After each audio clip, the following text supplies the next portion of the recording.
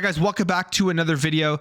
We have some crazy news here in regards to the CMA and the Xbox Activision Blizzard acquisition. This is a very interesting thing to keep in mind when it comes to the CMA and their decision to block the Xbox Activision Blizzard acquisition. There are questions now. Could there be conflict of interest in this decision? And the reason for that is because a CMA director previously worked for a Sony law firm. So let's go through the article so you understand here what is going on.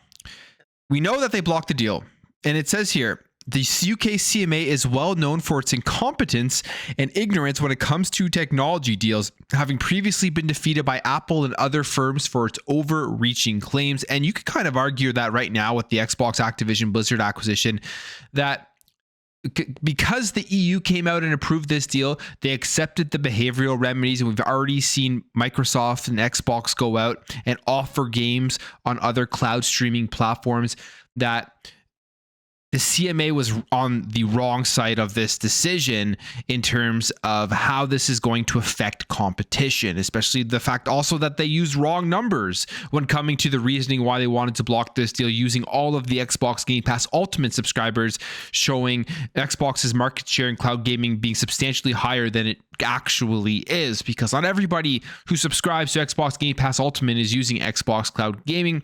And overall, the cloud gaming industry is extremely small right now. It is going to grow, but it's not going to be such a massive thing in the next 10 years that it will be the only thing that people are using in order to play video games. It will be prominent, but it's not going to be the only thing out there.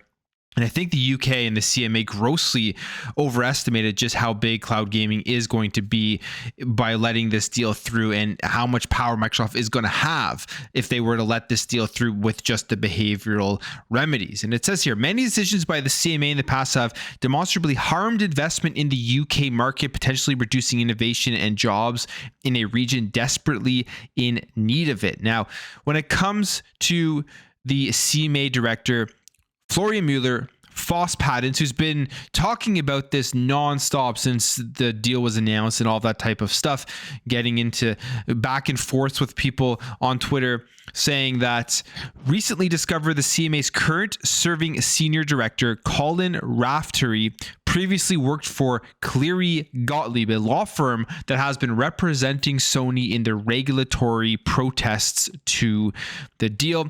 Raftery is speaking at an event where figures are examining post-Brexit regulatory issues. Another speaker at the event represents legal firm RBB, which is also representing Sony and Google in leading complaints against the Microsoft acquisition. And there is a quick update to this story here, that since the initial write-up, Florian Mueller originally broke the story, claims that a reporter from a famous news agency claimed that Raftery was a central figure in getting the deal blocked. So it gets even spicier here when it comes to potentially conflict of interest. Now, this doesn't prove anything. Let's be very clear here. This doesn't prove any conflict of interest. This brings me back to the My PlayStation guy, where he was part of the EU, and he came out and said that we're going to guarantee that Activision Blizzard and Call of Duty is going to be on my PlayStation. He tweeted that out, and I made a video kind of going against the grain as to what everybody was saying, because everybody was saying conflict of interest is guarantees that the EU is going to block the deal. They're clearly looking out for the best interests of PlayStation. And I said, this guy isn't involved in the deal.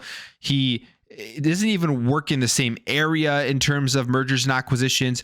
He just made a stupid tweet, and it's going to have no effect on the deal. And ultimately, I was right about that, as the EU did go ahead and pass the deal. But this is completely different. I think there is a lot more to think about here, because if this person is directly involved with the decision that the CMA made, there's probably some sort of argument you could make for a conflict of interest. But again, this doesn't prove anything, and I'm not suggesting that he was completely immoral in his decision or unethical in his decision, but it just makes it a lot closer to that compared to the My PlayStation guy. And Florian Mueller, Foss Patents, tweets here, a reporter from one of the most famous news agencies told me this about him. He's the guy that basically made the decision for the CMA. I don't want to disclose the agency or reporter.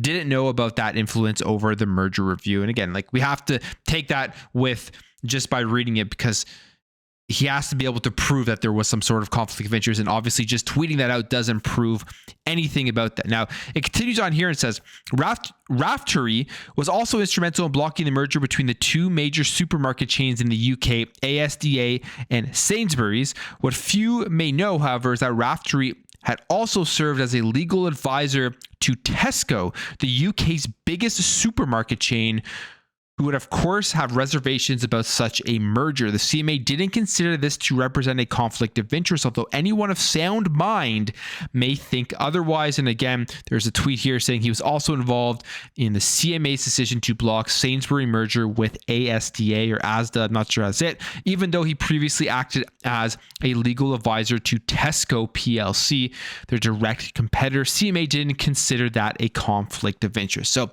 I think this is crazy to think about, that this person has been involved with these big companies and then has that power to go out and make these huge decisions, and ultimately I think is going to be hurting the investment in the UK.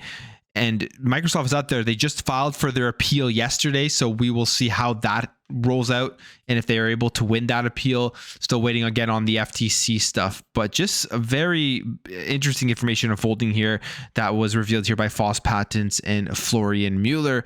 And I have to again say, it doesn't prove conflict of interest, but it's a lot closer to that than I think than the My PlayStation guy. But we will see what happens here. Maybe there will be some sort of investigation. Maybe they'll look further into this, or maybe they just let it go. I feel like nothing will come out of this, but we'll see again if Microsoft can win their appeal, and maybe they bring that up as something that they talk about in the appeal process. But I will leave the video there, guys. If you enjoyed this video, make sure to hit that thumbs up. If you're new here, hit that subscribe, and I'll catch you guys in the next video.